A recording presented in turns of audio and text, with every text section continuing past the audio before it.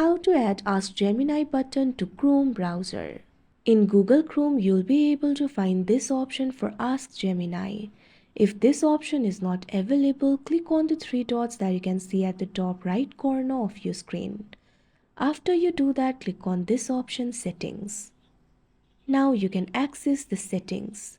At left navigation bar, find the option for About Chrome. Click on it. Make sure Google Chrome is up to date.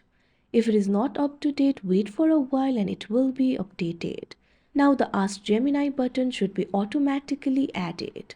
If it is not added automatically, you'll have to turn it on. In most devices, you'll be able to find the option for AI innovations at left. Right now, I do not have that option. If you have that option, tap on it.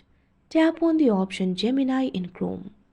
Toggle on the button for Show Gemini at top of browser. Once you do that, Ask Gemini button will be added. Like this, you'll be able to add Gemini button to Google Chrome. That's it for this video. Thank you for watching.